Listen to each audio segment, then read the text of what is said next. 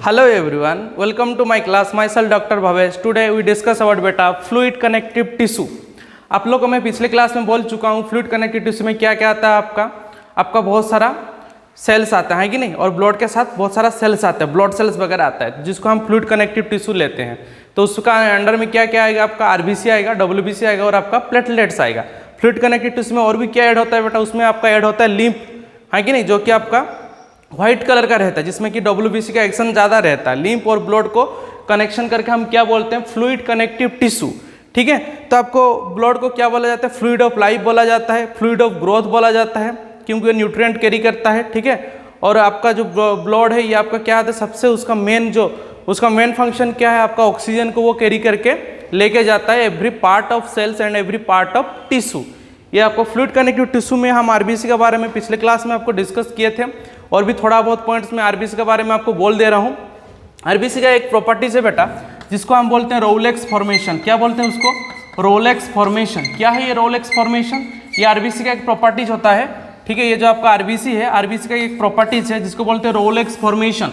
ये डिटेल्स में इसीलिए सब कुछ बोल रहा हूँ क्योंकि जब आप हार्ट का चैप्टर पढ़ोगे, ठीक है, आपका body fluids and circulation chapter जो आपका 11th में जब आप पढ़ोगे तो आपको ये सब चीज़ आपको ऑटोमेटिक तब रिवीजन टाइप का लगेगा। इसीलिए मैं ब्लड, ये जो आपका टिश्यू वाला चैप्टर में मैं आपको ब्लड के बारे में पूरा डिटेल्स में आपको बोल दे रहा हूँ, क्योंकि तब क्या होगा, आपको वो चीज़ ईजी लगेगा। ठीक है, तो रोलेक्स फॉर्मेशन क्या है, रोलेक्स फॉर्मेशन मतलब जब तक आपका आरबीसी, ठीक है, फ्लो हो रहा है ब्लड वेसल्स में, तब तक क्या है आपका, वो आपका ऑक्सीजन कैरी करके लेके जा रहा है। लेकिन जब आपका ब्लड वेसल से वो फ्लो नहीं हो रहा है, वो क्लॉट हो जा रहा है ब्लड वेसल्स में, तब क्या होगा, तब आपका ऐसे कॉइन लाइक स्ट्रक्चर आपका ऐसे फॉर्मेशन करेगा, ऐसे कॉइन लाइक स्ट्रक्चर फॉर्मेशन करेगा आरबीसी।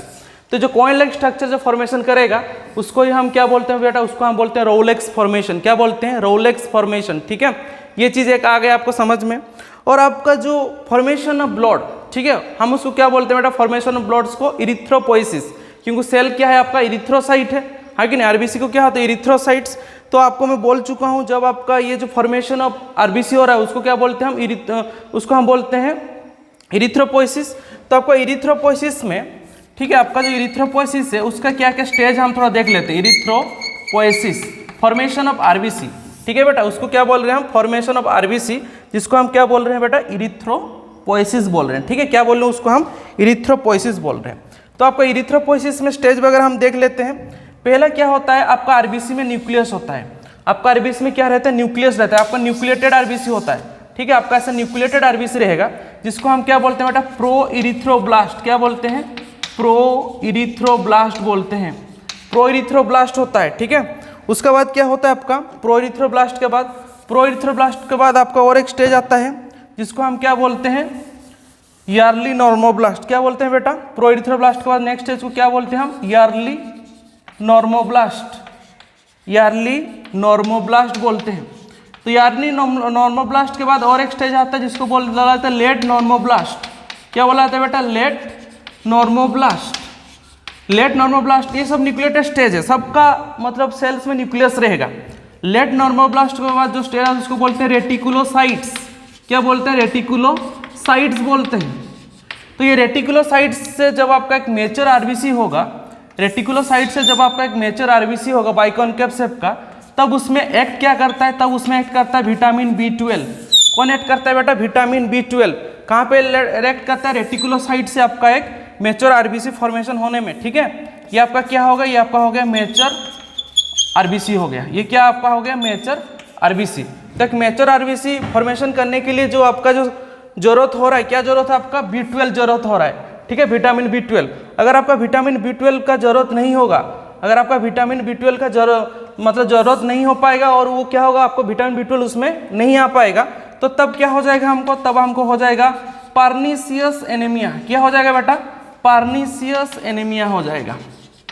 आया समझ में ये बात, कैसे आपका इरिथ्रोपोइसिस हो रहा है, ये आपका ब्लड सेल फॉर्मेशन हो रहा है, न्यूक्लिएटेड स्टेज होता है, ये भी आपका न्यूक्लियर स्टेज होता है, ये भी न्यूक्लियर स्टेज, ये भी न्यूक्लियर स्टेज। लेकिन जब आपका रेटिकुलोसाइट से मेचर एक आरबीसी बनता है, ठीक है, जब आपका एक मेचर आरबीसी बनता है तब उसमें एक्ट क्या करता है बेटा, विटामिन B12। तो विटामिन B12 को हम और क्या बोलते हैं, सियानोकोबालामिन बोलते हैं। क्या बोलते हैं बेटा, सियानोकोबालामिन बोलते हैं। ठीक है, तो अगर आपका B12 का कमी हो जाएगा तो हमको क्या हो जाएगा बेटा, हमको हो जाएगा पर्नीशियस एनीमिया हो जाएगा। आपका बहुत टाइप का एनीमिया है, आप मैं बोल चुका हूँ। अगर आपका आरबीसी का, अगर आपका हीमोग्लोबिन का कमी हो जाएगा तो आपको क्या क्या हो सकता है, हेमोरेजिक एनीमिया हो सकता है, हेमोलाइटिक एनीमिया हो सकता है, आपको एप्लास्टिक एनीमिया हो सकता है, मतलब आपका बोन मैरो फंक्शन नहीं करेगा एप्लास्टिक एनीमिया, आपको पर्नीशियस एनीमिया हो सकता है, आपको न्यूट्रिशन डेफिशिएंसी एनीमिया हो सकता है। ठीक है, तो ये सब आपका क्या है, ये सब आपका मतलब एनीमिया रिलेटेड है और आपका ब्लड रिलेटेड है। तो ये हो गया आपका कैसे आपका इरिथ्रोपोइसिस हो रहा है। ठीक है, अब हम देखेंगे नेक्स्ट, देखेंगे बेटा नेक्स्ट हम क्या देखेंगे, आपका जो आरबीसी है, आपको तो मैं बोल चुका हूँ कुछ कुछ टर्म था, जैसे आपका आरबीसी की इंक्रीज हो जा रहा है तो उसको हम क्या बोल रहे थे, उसको हम बोल रहे थे पॉलीसिथेमिया। क्या बोल रहे थे बेटा, उसको हम बोल रहे थे पॉलीसिथेमिया बोल रहे थे, हाँ कि नहीं। अगर आपका आरबीसी ज़्यादा हो जा रहा है तो पॉलीसिथेमिया बोल रहे थे। अगर आपका आरबीसी का क्या हो गया, अगर आपका आरबीसी रेड ब्लड सेल्स आपका डिक्रीज हो रहा है तो उसको हम क्या बोल रहे हैं, उसको हम इरिथ्रो, जैसे आपका ल्यूकोमिया डब्ल्यूबीसी का, ठीक है, काउंट कम हो जाए तो उसको लिकोमिया बोला जाता है। इस टाइप का आपका आरबीसी का जब अगर घट जा रहा है तो उसको हम क्या बोल सकते हैं, उसको हम बोल सकते हैं इरिथ्रोपेनिया भी बोल सकते हैं। तो आपका जो फ्लूइड कनेक्टिव टिश्यू में आरबीसी के बारे में था, आपका आरबीसी को मैं पहले क्लास में बता दिया, तो उसका लाइफ स्पैन कितना है, 120 डेज है। उसके बाद वो कहाँ जाता है, उसके बाद वो कहाँ जाएगा, आपका स्प्लीन में जाएगा। कहाँ पे जाएगा बेटा, स्प्लीन में जाएगा। स्प्लीन में क्या है आपका, स्प्लीन में आपको ऐसे बहुत आपका जो स्प्लेनिक आर्टरी है वो बहुत पतला सा स्प्लेनिक आर्टरी होता है जिसमें आपको ब्लड वेसल्स वगैरह चले जाएगा। और उसमें क्या है आपका हीमोग्लोबिन जो है, ठीक है, आपका क्या है बॉडी में आपका हीमोग्लोबिन है, तो हीमोग्लोबिन क्या हो जाएगा 120 डेज के बाद वो डिग्रेड हो जाएगा। तो हीम क्या है आपका, हीम आयरन पार्ट है, ग्लोबिन क्या है आपका प्रोटीन पार्ट है। ग्लोबिन क्या होगा आपका मेटाबोलाइट हो जाएगा, मतलब मेटाबॉलिज्म कर लेगा। ग्लोबिन क्या कर लेगा आपका मेटाबॉलिज्म कर लेगा। लेकिन आपका जो हीम है, ठीक है, जो आपका आयरन पार्ट है, ये क्या करेगा, ये आपका इसमें पोरफायरिन रिंग रहता है। क्या बेटा, उसमें पोरफायरिन रिंग रहता है। पोरफायरिन ये एक रिंग होता है, ठीक है, जो कि आपका जो हीमोग्लोबिन है वो क्वाटरनरी स्ट्रक्चर, अलग अलग आपको प्रोटीन स्ट्रक्चर आएगा। तो हीम क्या होता है आपका क्वाटरनरी स्ट्रक्चर क्रिएट करता है, उसका साथ पोरफायरिन रिंग रहता है, ठीक है।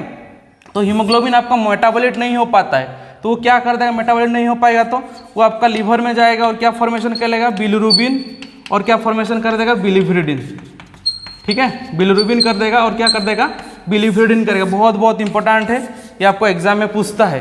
हीमोग्लोबिन अगर आपका बोलेगा कि हीमोग्लोबिन अगर डिसोसिएट होकर क्या बना देगा आपको, एक होगा बिलिरुबिन हो जाएगा और एक आपका क्या हो जाएगा, बिलिफिरिडिन हो जाएगा। आया समझ में, ठीक है। आगे बढ़ते हैं हम, आरबीसी के बारे में बहुत कुछ चीज़ हम जान लिए। अब हम देखेंगे आरबीसी का मेम्ब्रेन को हम क्या बोलते हैं बेटा, डोनांस मेम्ब्रेन बोलते हैं। क्या बोलते हैं, डोनांस मेम्ब्रेन। ये अगर आपका आरबीसी का बाइकॉन्केव शेप है, उस ये जो मेम्ब्रेन है उसको हम क्या बोलते हैं बेटा, डोनांस मेम्ब्रेन, डोनांस, ठीक है, ये चीज़ ध्यान देना, डोनांस मेम्ब्रेन बोलते हैं हम। आरबीसी का मेम्ब्रेन क्या बोलते हैं, डोनांस मेम्ब्रेन बोलते हैं, ठीक है, डोनांस मेम्ब्रेन बोलते हैं। और एक आपका मैं तो उसका अमाउंट बोल दिया था, कितना रहता है आपको 5.5 मिलियन पर MM3, हाँ कि नहीं, क्यूबिक। और आपका ये मेल में ज़्यादा रहता है, फीमेल में थोड़ा कम होता है, 4.5 to 5.5 MM3 पर क्यूबिक। तो ये था आपका आरबीसी के बारे में डिटेल्स था, ठीक है। अब हम देखेंगे डब्ल्यूबीसी, किसका बारे में देखेंगे बेटा, डब्ल्यूबीसी। डब्ल्यूबीसी को हम क्या बोलेंगे, डब्ल्यूबीसी को हम बोलते हैं व्हाइट ब्लड सेल्स, हाँ कि नहीं, डब्ल्यूबीसी, उसका हम क्या बोलेंगे, व्हाइट ब्लड सेल्स, डब्ल्यूबीसी, ठीक है। डब्ल्यूबीसी को क्या बोलते हैं हम, व्हाइट ब्लड सेल्स, ठीक है।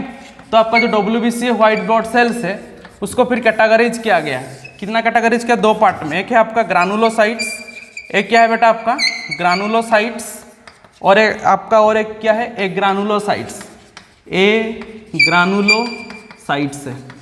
तो ग्रानुलोसाइट्स, एक ग्रानुलोसाइट्स क्यों बोला जा रहा है, क्योंकि उसमें आपका साइटोप्लाज्मिक ग्रानुल्स होता है, जो आपका लाइसोजोमिक ग्रानुल्स होता है, ठीक है, उसका वजह से बोला जाए ग्रानुलोसाइट्स। फिर ग्रानुलोसाइट का बेसिस है वो 3 कैटेगरीज है। क्या क्या है आपका, एक है न्यूट्रोफिल, एक का नाम क्या है बेटा, एक का नाम है न्यूट्रोफिल, और एक का नाम है आपका यूसिनोफिल, ठीक है, और एक का नाम क्या है यूसिनोफिल, और एक का नाम है आपका बेसोफिल, ठीक है, और एक का नाम क्या है बेटा, बेसोफिल्स है। न्यूट्रोफिल, ग्रानुलोसाइट्स आपका 3 पार्ट हो गए, क्या क्या, न्यूट्रोफिल, यूसिनोफिल एंड बेसोफिल, ठीक है।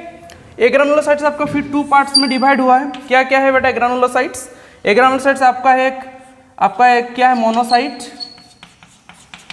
और एक क्या है आपका लिम्फोसाइट। फिर आपका लिम्फोसाइट 2 पार्ट्स में डिवाइड हुआ है, एक है आपका बी लिम्फोसाइट और एक आपका है टी लिम्फोसाइट, ठीक है। एक क्या है बेटा, एक आपका बी लिम्फोसाइट है और एक आपका टी लिम्फोसाइट, एक ग्रानुलोसाइट्स, आपका एक मोनोसाइट्स है और एक और आपका क्या है लिम्फोसाइट्स, ठीक है। आया ये चीज़ समझ में। तो आपका जो व्हाइट ब्लड सेल्स है ये बेटा 10,000 का 4,000 टू 10,000 आपको पर क्यूबिक mm में मिल जाएगा, क्योंकि आपका जो वैल्यू है वेरी करेगा, इसलिए आप उसमें टेंशन नहीं मत लीजिए। आपको बस एक जनरल इन्फॉर्मेशन हम दे रहे हैं कि आपका 4,000 टू 10,000 का पर क्यूबिक mm आपको WBC मिल जाएगा, ठीक है। तो WBC को हम और क्या बोलते हैं बेटा, ल्यूकोसाइट्स बोलते हैं। क्या बोलते हैं WBC को हम उसको बोलते हैं ल्यूकोसाइट्स। WBC को हम क्या बोलते हैं, ल्यूकोसाइट। साइट्स मीन्स क्या है बेटा, साइट्स मीन्स आपका, साइट्स मीन्स क्या है आपका, साइट्स मीन्स आपका सेल, ठीक है। तो ल्यूकोसाइट्स, अगर आपका WBC जो आपका कैंसर है तो ल्यूकोमिया बोलते हैं, ठीक है। मतलब आपका WBC काउंट घट जाता है और आपका क्या होता है, जो इम्यूनिटी पावर भी बॉडी का घट जाता है, ल्यूकोमिया हो जाता है। जैसे आपका बहुत जो WBC जैसे आपका काउंट घट गया उसको ल्यूकोपिनिया भी बोलते हैं। क्या बोलते हैं बेटा, ल्यूकोपिनिया। ये सब टर्म आपको याद रखना पड़ेगा, ठीक है, क्योंकि आप ब्लड का चैप्टर पढ़ रहे हो। और तो मैं आपको ऑलरेडी बोल चुका था, आपका study of blood known as haematology है कि नहीं। जब आपको ब्लड का स्टडी करते हैं हेमाटोलॉजी बोलते हैं। बहुत इंटरेस्टिंग, आप जब MBBS वगैरह करोगे, BDS वगैरह जो भी आप मेडिकल सेक्टर में जाओगे तो ब्लड रिलेटेड आप पढ़ोगे ही पढ़ोगे। तो मान के चलो ये आपका क्या है, ये आपका बेसिक है, यही सब चीज़ है उसमें, बस थोड़ा बहुत लेंथी करके रहता है और कुछ नहीं है। तो आपका न्यूट्रोफिल हो गया, ईसनोफिल हो गया, बेसोफिल हो गया। तो न्यूट्रोफिल उस क्यों नाम है बेटा, क्योंकि न्यूट्रलाइज है, ठीक है, ये न्यूट्रलाइज है। और यूसिनोफिल क्यों नाम है, क्योंकि एसिडिक डाई उसमें दिया जाता है, ये यूसिनोफिल है। और बेसोफिल नाम क्या है, उसमें बेसिक डाई दिया जाता है। तो आपका जो यूसिनोफिल होता है वो क्या होता है, आपका बाइलोब का होता है। न्यूट्रोफिल आपका मल्टीलोब का होता है। उसको और क्या बोला जाता है बेटा, ये जो आपका ग्रानुलोसाइट सेल्स को बोला जाता है polymorphonuclear leucocytes. Polymorphonuclear leucocyte भी बोला जाता है, PMNL, polymorphonuclear leucocytes. Polymorpho क्यों, क्योंकि पॉली मीन्स मेनी, ठीक है, मॉर्फो मीन्स उसका मॉर्फोलॉजी, और न्यूक्लियर लिकोसाइट मतलब उसका जो न्यूक्लियस है वो क्या है, बहुत अलग अलग शेप का है, किसमें C शेप का है, किसमें S शेप का है, किसका, ये जो न्यूट्रोफिल, यूसिनोफिल एंड बेसोफिल का, ठीक है, इस टाइप का दिखाई देगा आपका। न्यूट्रोफिल वगैरह ऐसे दिखाई देगा, मल्टीलोब स्ट्रक्चर रहेंगे, ऐसा आपका मल्टीलोब का स्ट्रक्चर रहेगा, ठीक है, ऐसा आपका मल्टीलोब का स्ट्रक्चर रहेगा और उसमें ऐसा आपका ऐसा ग्रानुल्स रहेगा, इस टाइप का आपका दिखाई देगा न्यूट्रोफिल। यूसिनोफिल भी ऐसा आपका डबल रहेगा, इसमें मल्टीलोब रहेगा, किसमें, न्यूट्रोफिल में, यूसिनोफिल में डबल, और बेसोफिल में आपका ऐसा C शेप्ट का रहेगा, ठीक है, ऐसे आपका C शेप्ट का रहेगा, ऐसे आपका C शेप्ट का रहेगा और आपका ऐसा ग्रानुल्स रहेगा। तो इस टाइप का आपका अलग अलग सब सेल्स है, ठीक है, ग्रानुलोसाइट्स, एक ग्रानुलोसाइट्स, न्यूट्रोफिल, यूसिनोफिल एंड बेसोफिल। तो न्यूट्रोफिल का क्या काम है बेटा, न्यूट्रोफिल क्या करता है, न्यूट्रोफिल का पास क्या पावर है, न्यूट्रोफिल आपको मतलब जो एंटीजन वगैरह आता है उसको रोकता है, ठीक है। और आपका बेसोफिल क्या करता है, बेसोफिल से आपको रिलीज होता है, ये मैं चीज़ बता दे रहा हूँ क्योंकि ये बहुत इंपॉर्टेंट है, आपका एग्जाम में पूछता है बेसोफिल का क्या रोल है, न्यूट्रोफिल का क्या रोल है एंड आपका यूसिनोफिल का क्या रोल है, ठीक है, ये चीज़ मैं बता दे रहा हूँ आपको। तो आपका जो न्यूट्रोफिल है ये क्या करेगा, न्यूट्रोफिल ये क्या करेगा, ये आपका मान के चलिए न्यूट्रोफिल क्या करेगा आपका, ये आपका फाइट करेगा, ठीक है, एंटीजन के साथ फाइट करेगा, fight with antigen, fight with antigen. Antigen मतलब कोई भी आपका क्या है, फॉरेन पार्टिकल है, फाइट विथ एंटीजन, कोई भी आपका फॉरेन पार्टिकल जो आपको बॉडी में एंट्री करे उसके साथ फाइट करेगा, न्यूट्रोफिल। यूसिनोफिल क्या कर रहा है, यूसिनोफिल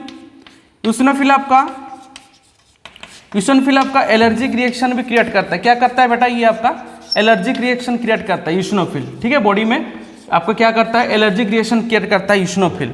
और बेसोफिल क्या रिलीज करता है, बेसोफिल आपका रिलीज करता है हेपारिन, अब जो आपका एंटीकोगुलेंट है हेपारिन, ठीक है, हिस्टामाइन, हेपारिन, हिस्टामाइन, और आपका और एक है सेरोटोनिन जो कि आपका न्यूरोट्रांसमीटर है, सेरोटोनिन।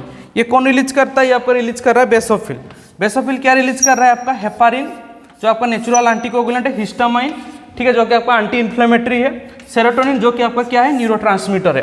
तो ये कौन रिलीज कर रहा है, ये आपका रिलीज कर रहा है बेसोफिल। यूसिनोफिल क्या है, आपका एलर्जिक रिएक्शन में आएगा, ठीक है, और उसका साथ साथ आपका कभी अगर पैरासाइट कोई इन्फेक्शन हो गया तब भी आपका शो करेगा, यूसिनोफिल का अमाउंट बढ़ जाएगा।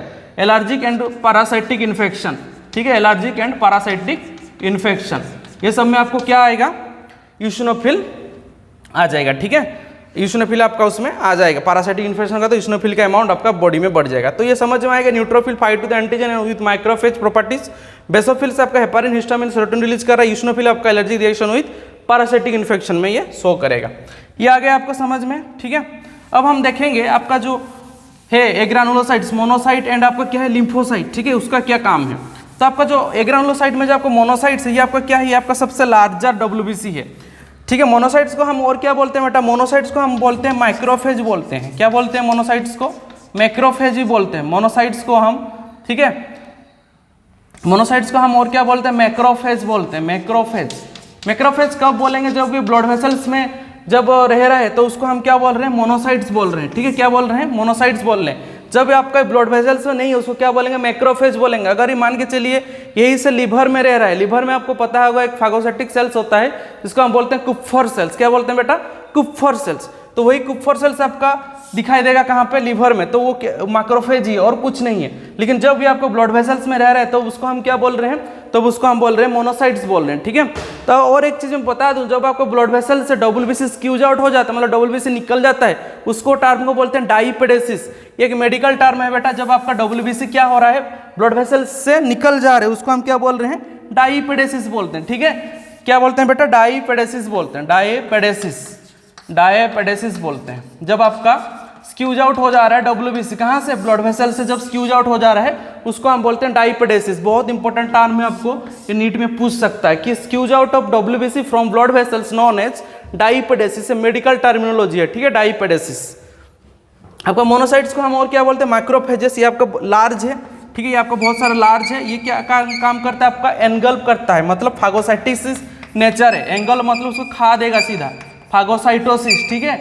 उसका नेचर को क्या बोलते हैं बेटा, फागोसाइटोसिस। फागो मीन्स किसी एनगल, मतलब उसको खा लेना है, ये फागोसाइटोसिस नेचर शो करता है, ठीक है। और ये लार्ज है और उसका ऐसा हॉर्सशू शेप आपका ऐसा हॉर्सशू शेप आपको ऐसे न्यूक्लियस मिलेगा, ठीक है, हॉर्सशू शेप न्यूक्लियस मिलेगा। और लिम्फोसाइट्स क्या है आपका, लिम्फोसाइट्स आपका क्या है, दो टाइप का, एक बी लिम्फोसाइट और एक आपका टी लिम्फोसाइट। तो बी लिम्फोसाइट्स क्या करता है, आपका एंटीबॉडी प्रोड्यूस करता है। बी लिम्फोसाइट क्या करता है बेटा, आपका एंटीबॉडी प्रोड्यूस करता है, ठीक है। तो हमारे लिए एंटीबॉडी क्या क्या है, बी लिम्फोसाइट्स क्या कर रहा है, आपका एंटीबॉडी प्रोड्यूस कर रहा है। बी लिम्फोसाइट जो कि क्या कर रहा है, आपका एंटीबॉडी प्रोड्यूस कर रहा है। क्या क्या आपका एंटीबॉडी है, इम्यूनोग्लोबिन ए है आपका, इम्यूनोग्लोबिन डी है, इम्यूनोग्लोबिन जी है, इम्यूनोग्लोबिन ई है, ठीक है। तो इस टाइप का आपको इम्यूनोग्लोबिन वगैरह है। और आपका और एक है इम्यूनोग्लोबिन एम है। तो इस टाइप का 5 टाइप का इम्यूनोग्लोबिन है, ठीक है, जो कि क्या कर रहे हैं, आपको बॉडी को पूरा प्रोटेक्ट कर रहे हैं। कोई भी फॉरेन पार्टिकल्स आएगा तो इन लोग तुरंत उसको डिस्ट्रॉय कर देंगे, ठीक है। और आपका टी लिम्फोसाइट क्या है, टी लिम्फोसाइट से आपका जो कि क्या कर रहा है, जो कि आपका उसका भी अलग अलग टाइप का है। एक है आपका टी किलर सेल, ठीक है, टी किलर सेल्स, और एक आपका है T suppressor cell, T suppressor cell, ठीक है, आपका मेमोरी सेल, मेमोरी सेल। इस टाइप का आपका टी लिम्फोसाइट डिवाइड हुआ है, ठीक है। तो आपको ये चीज़ इसलिए मैं बोल रहा हूँ क्योंकि वो फ्यूचर में ये सब चीज़ बार बार आपका यूज होगा, T lymphocyte and B lymphocyte. ये जो आपका जो बी लिम्फोसाइट है और आपका जो टी लिम्फोसाइट है ये आपका बार बार यूज होगा, ठीक है। तो इसलिए ये चीज़ मैं आपको बोल दे रहा हूँ कि आपका ये चीज़ ध्यान में आपको होना चाहिए कि टी लिम्फोसाइट बी लिम्फोसाइट किसका पार्ट है, लिम्फोसाइट्स का पार्ट है, जो कि टाइप्स क्या है उनका, ठीक है। ये सब मैं लिख दिया हूँ कि आपको बहुत इंपॉर्टेंट, आपको 11th का पूरा वो आपको सब कुछ फिजियोलॉजी चैप्टर में भी आएगा बार बार ये, और आपका जब 12 जाएगा उसमें आपका ह्यूमन हेल्थ डिजीज चैप्टर में ये चीज़ फिर से आपको पढ़ा जाएगा। तो ये आपका गया WBC के बारे में, ठीक है। और WBC तो आपको पता होगा क्योंकि उसमें आपका नहीं रहता है, क्या नहीं रहता है उसमें, आपका क्या होता है, उसका लाइफ स्पान जो होता है कम होता है, ठीक है। आपका 6 to 10 डेज तक रहता है, उसका लाइफ स्पान रहता है 6 to 10 डेज WBC का, और किसी किसी में ये वेरी भी करता है, ठीक है। और WBC क्या करता है, आपका बॉडी को क्या कर रहा है, एक टाइप का वो इम्यूनिटी फैक्ट्री है, आपका बॉडी का क्या है, इम्यूनिटी फैक्ट्री है WBC, ठीक है। जो कि कोई भी अगर फॉरेन पार्टिकल्स, बाहर का पार्टिकल आ रहा है तो उसको अटैक कर उसको डिस्ट्रॉय कर देता है। जैसे आपका एड्स वगैरह होता है तो आपका WBC का कुछ सेल्स डाउन हो जाता है, आपका टी जैसे टी हेल्पर सेल्स, ठीक है, इधर मैं नहीं लिखा हूँ। और एक आपका सेल रहता है जिसको बोलते हैं हम टी हेल्पर सेल, यही आपका टी लिम्फोसाइट्स का भी पार्ट है, टी हेल्पर सेल। एड्स होने से आपका टी हेल्पर सेल डाउन हो जाता है। तो इस टाइप का आपको क्या होता है, इन लोग क्या करते हैं, आपका बॉडी को प्रोटेक्ट कर रहे हैं। जैसे हमारा बॉर्डर में जैसे युद्ध करने के लिए, जैसे फाइट करने के लिए सोल्जर्स है, तो ये आपका बॉडी का क्या है, सोल्जर्स WBC, ठीक है। अब हम आगे बढ़ेंगे बेटा, लास्ट में क्या है हम देखेंगे, आपको देखेंगे हम प्लेटलेट्स, ठीक है, जिसको हम क्या बोलते हैं, थ्रोम्बोसाइट्स। क्या बोलते हैं बेटा, थ्रोम्बोसाइट, और उसको बोलते हैं प्लेटलेट्स। उसके बारे में देखेंगे, थ्रोम्बोसाइट और प्लेटलेट्स। थ्रोम्बोसाइट, उसको और क्या बोलते हैं, थ्रोम्बोसाइट्स और प्लेटलेट्स बोलते हैं, ठीक है। तो ये कहाँ से रिलीज होता है, ये आपका रिलीज होता है megakaryocytes present in bone marrow. आपको बोन मेरो में एक सेल्स है जिसको हम क्या बोलते हैं, मेगाकारियोसाइट्स, मेगाकारियोसाइट्स से ये रिलीज होता है, ठीक है। आपका क्या रिलीज होता है, प्लेटलेट्स आपका रिलीज होता है मेगाकारियोसाइट्स से। तो आपको जो थ्रोम्बोसाइट्स उसका मेन फंक्शन क्या है, उसका मेन फंक्शन है आपका ब्लड क्लॉटिंग, ठीक है। कैसे आपको ब्लड क्लॉटिंग करेगा मैं आपको दिखा दे रहा हूँ। थ्रोम्बोसाइट का मेन फंक्शन क्या है बेटा, ब्लड क्लॉटिंग। तो ये कैसे ब्लड क्लॉटिंग कर रहे हैं आपका थ्रोम्बोसाइट्स, और ये भी क्या होता है आपका नॉन न्यूक्लिएट होता है, उसमें भी आपका न्यूक्लियस नहीं रहता है, ठीक है। और उसका भी लाइफ स्पान आपका 1 वीक तक जाता है। तो थ्रोम्बोसाइट्स का क्या रोल है, थ्रोम्बोसाइट्स का जैसे मान के चलिए आपका कहीं पे कट गया, ठीक है, तो क्या होगा, तो वहाँ पे एक प्रोटीन रिलीज होता है जिसको हम बोलते हैं थ्रोम्बोप्लास्टिन, ठीक है। कट वाला एरिया से क्या रिलीज होगा, थ्रोम्बोप्लास्टिन। और आपका थ्रोम्बोसाइट जो सेल्स है ये क्या रिलीज करेगा, ये आपका ब्लड क्लॉटिंग फैक्टर जो है, ब्लड क्लॉटिंग फैक्टर 3 को रिलीज करेगा। तो ब्लड क्लॉटिंग फैक्टर और थ्रोम्बोप्लास्टिन कैल्शियम का प्रेजेंस है, ये चीज़ को ध्यान देना, क्वेश्चन डायरेक्ट पूछता है। आपका जो थ्रोम्बोप्लास्टिन है और आपका जो ब्लड क्लॉटिंग फैक्टर 3 है, किसका प्रेजेंस में इन लोग रिलीज करते हैं, ठीक है, थ्रोम्बोकाइनेज। तो थ्रोम्बोप्लास्टिन और ब्लड क्लॉटिंग फैक्टर का कैल्शियम का प्रेजेंस से क्या रिलीज होता है बेटा, थ्रोम्बोकाइनेज रिलीज होता है। क्या रिलीज होता है, थ्रोम्बोकाइनेज रिलीज होता है। तो थ्रोम्बोकाइनेज क्या होता है, थ्रोम्बोकाइनेज क्या करता है, आपका जो प्रोथ्रोम्बिन है, आपका जो प्रोथ्रोम्बिन है, ठीक है, प्रोथ्रोम्बिन को किस में कन्वर्ट कर देता है, थ्रोम्बिन में। किस में कन्वर्ट कर देता है बेटा, थ्रोम्बिन में, ठीक है। प्रोथ्रोम्बिन को कन्वर्ट कर देता है थ्रोम्बिन में। ये चीज़ को ध्यान से देख लो। थ्रोम्बोसाइट्स आपका है जो कि आपका कहीं से कट हो जाएगा तो क्या रिलीज होता है, थ्रोम्बोप्लास्टिन।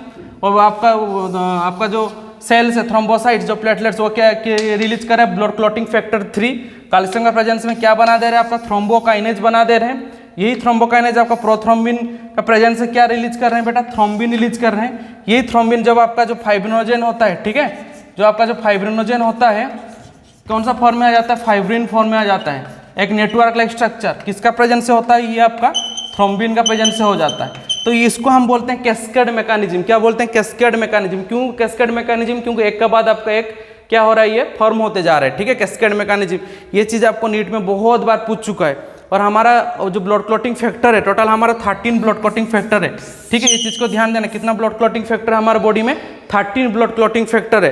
तो उसका ब्लड क्लॉटिंग फैक्टर जो 3 है वो रिलीज करता है कौन, प्लेटलेट्स, ठीक है, जिसका कैल्शियम का प्रेजेंस से बनाते हैं थ्रोम्बोकाइनेज। तो आपको प्रोथ्रोम्बिन कन्वर्ट होता है थ्रोम्बिन में, द प्रेजेंस ऑफ थ्रोम्बोकाइनेज।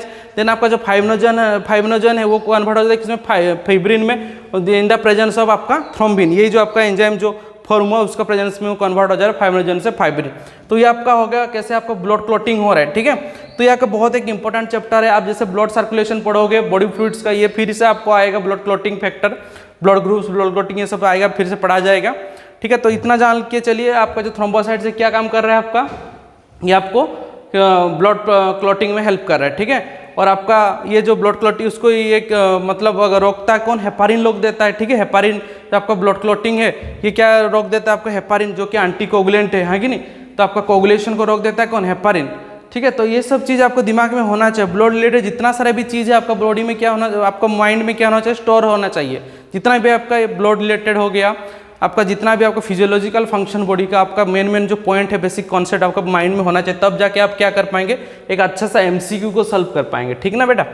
तो ये आपका हो गया, अगर आपका थ्रोम्बोसाइट्स अगर कम होगा तो थ्रोम्बोसाइटोपेनिया बोलते हैं, ठीक है। तो आपको मैं बहुत सारे डिटेल्स में बता दिया फ्लूइड कनेक्टिव टिश्यू के बारे में। नेक्स्ट क्लास में हम बताएंगे आपको किसके बारे में, बोन और कार्टिलेज के बारे में, ठीक है। जो कि बोन सेल्स को हम बोलते हैं ऑस्टियोसाइट्स, कार्टिलेज सेल्स को बोलते हैं हम कॉन्ड्रोब्लास्ट और कॉन्ड्रोसाइट्स, ठीक है। तो ये सब चीज़ हम आपको बोलेंगे नेक्स्ट क्लास में। आपका बोन और कार्टिलेज हो के आपका ये जो आपका कनेक्टिव टिश्यू का चैप्टर है ये कंप्लीट हो जाएगा। फिर हम muscular tissue and neural tissue को नेक्स्ट क्लास में डिस्कशन करेंगे।